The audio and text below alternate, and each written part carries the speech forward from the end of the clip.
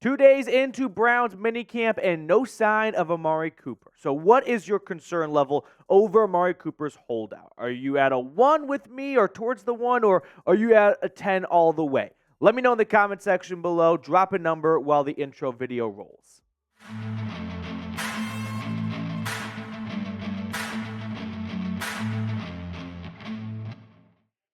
The Browns just wrapped up day 2 of mandatory minicamp, and everyone but Amari Cooper was present. So we're going to tell you all the latest on Cooper and his contract holdout. We'll talk about Deshaun Watson, his progress, and what he did today in minicamp, and some other nuggets I want to get to as well. So let's start things off with maybe the biggest storyline, I would say, throughout 2 days of mandatory minicamp.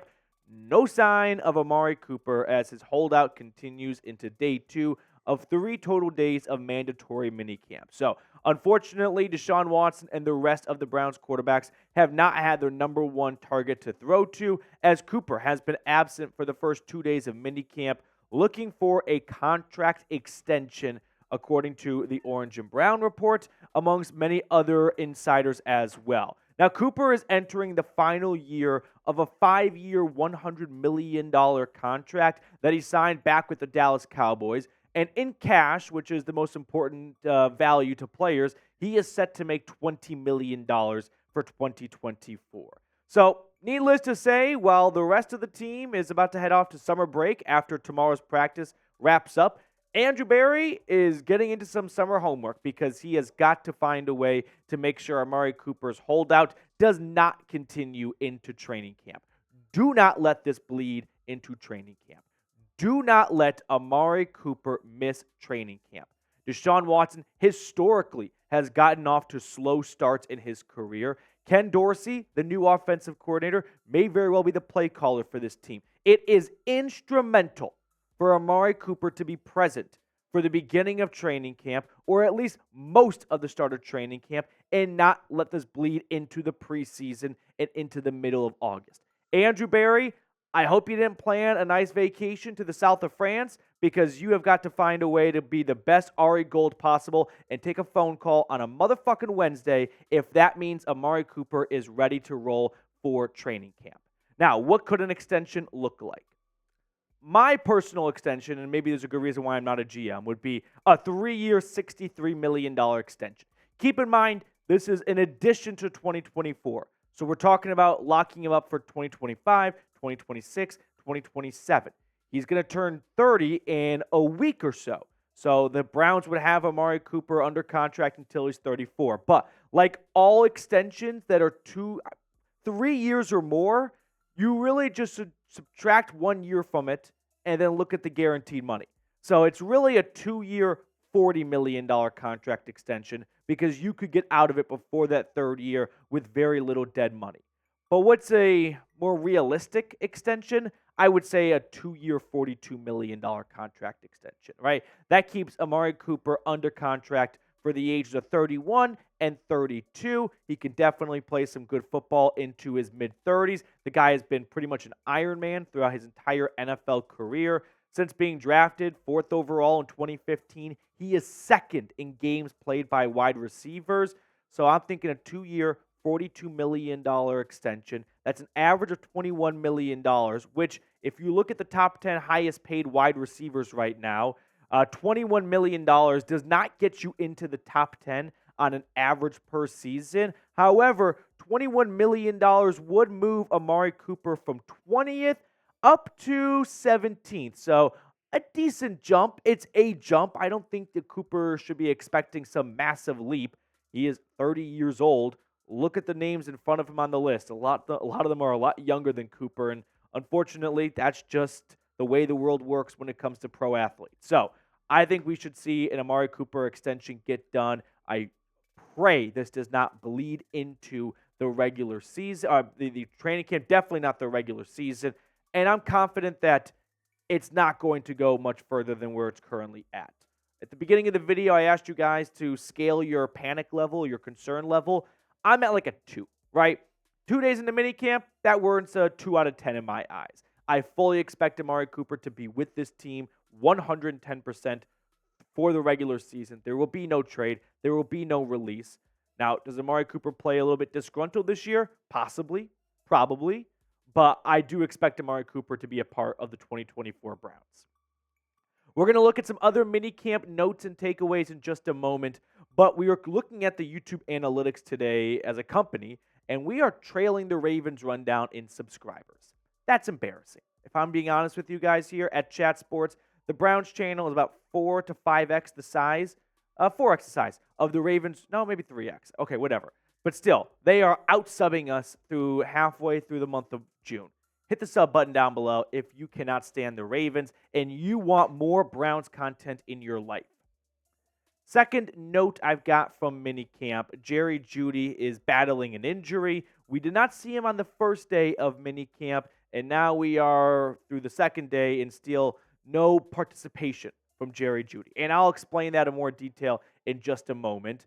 But today's show is brought to you by our friends over at Mando. Summer is here, which means certain parts of you may begin to sweat and smell. But kick the bad odor to the curb with Mando Whole Body Deodorant. Put it on your pits, your package, your feet, and beyond for whole body freshness. For the makers of Lumi Deodorant, this game-changing formula is safe for your entire body and knocks out odor like a champ. New customers can get $5 off a starter pack at shopmando.com with promo code CHAT. Mando's starter pack is perfect for new customers. It comes with a solid stick deodorant, cream tube deodorant, 2 free products of your choice like mini body wash or deodorant wipes, which you can see on screen right now, plus free shipping. Who doesn't love free shipping? I love free shipping. You love free shipping. Mando's got that for you. When you go to shopmando.com and use promo code CHAT.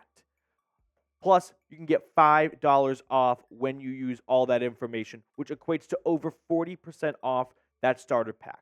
So use code CHAT at shopmando.com. I put all that information for you all in the comments and description of today's video. So go support Mando today. They support us here at Chat Sports and the Browns Report, and I'm sure you'll love their products just as much as I do. So let's get to Jerry Jeudy now, who did not practice for a second straight day of minicamp. We have yet to receive a diagnosis as to what the injury he has that is sidelining him through the first 2 days of camp. He was working inside the facility yesterday, Tuesday, for day 1 of minicamp. Today, Wednesday, he was outdoors with the team, but he was working on the side field, which the side field, it kind of reminds me of like middle school to freshman year football, where there was always that one guy on your team who was constantly faking injuries because his parents signed him up and he didn't want to be there. Not that these guys are in the same boat, but that's what I think of when I hear, oh, Jerry Jeudy's working on the side field. Like, oh, I know exactly what the side field meant for the B-team Bombers back in freshman year of high school. But we saw Jerry Jeudy the first week of OTAs, haven't seen him the following 2 weeks of OTAs, and now through 2/3 of minicamp, we have yet to see him play football as well. However, it is June. That's all. Like, that's kind of the story right there. Oh, Jerry Jeudy's injured. What month is it? June? I'll see you in September. Like, there is no concern for me whatsoever that Jerry Jeudy is battling some type of minor issue right now, unless the team has been keeping it under wraps and it's some major injury and they don't want to announce it. If it's truly just a minor thing that they don't want to play with in the month of June, they've got no qualms with this over me. The Browns are definitely excited for Jerry Jeudy, right? I mean, you can look at what he's done through his 4 years in the NFL. They gave him an extension just a few weeks after they traded for him. So there's a lot of buzz, a lot of excitement for Jerry Jeudy in this offense and him being a fit with Deshaun Watson.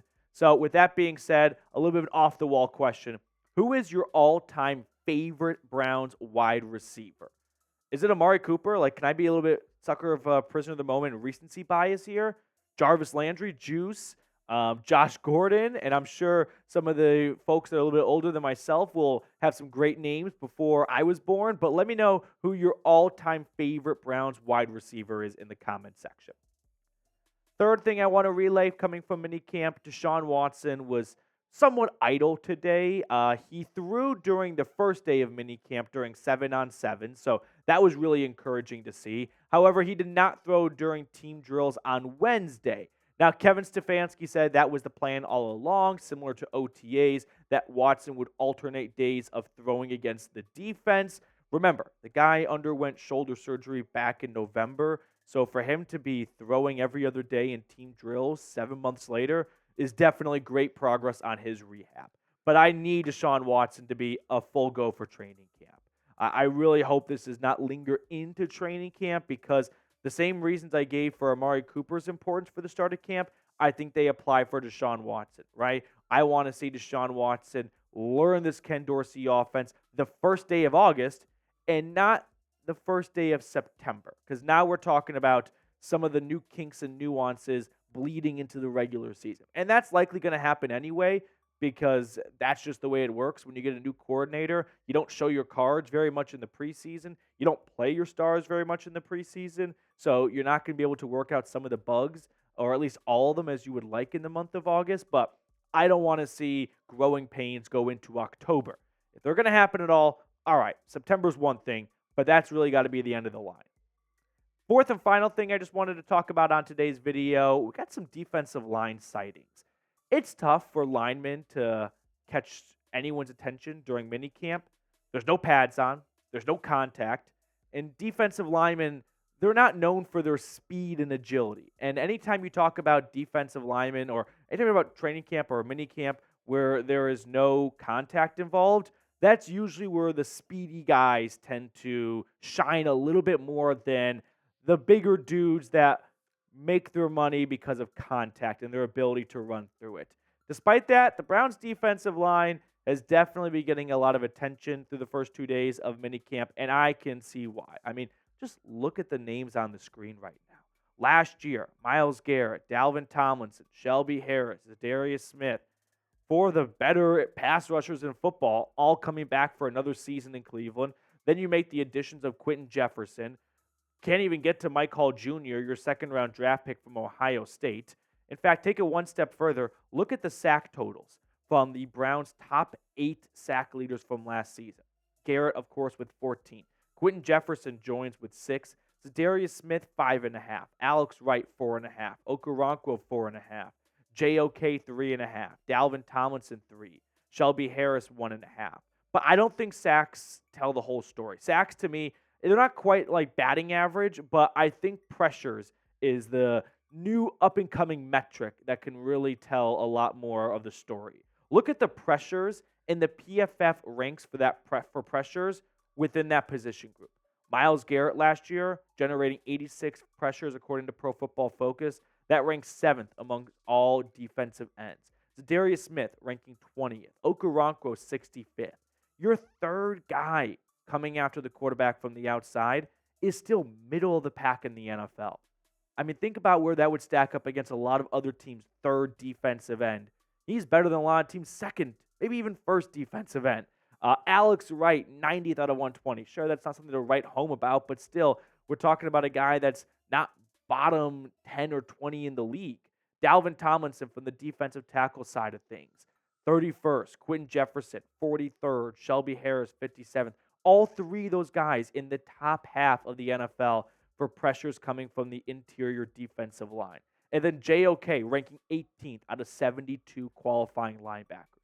Listen, this defensive line is loaded, okay? You're not going to get everyone ranking in the top 5 of their position group. But the worst guy of the bunch, just from a relative to his peer standpoint, is Alex Wright, 90th out of 120. That's the bottom of the barrel. Like, you could do a lot worse, ladies and gentlemen. Go look at the Browns' defensive line when you had 2 Maliks running it. So, yeah, this defensive line, even with no pads on, even with no contact, is still turning heads at minicamp. So if you think Myles Garrett, by the way, let's end the video on some good vibes here, can win back-to-back Defensive Player of the Year, spam 95 in the comment section. You guys have no idea how often athletes are name searching when they're on the can, looking to see what people are saying about them. Myles Garrett comes across this video, sees 95, 95s. In fact, let's see who can spam 95 the most. You better believe that one of those sacks that he has this year will be because of you.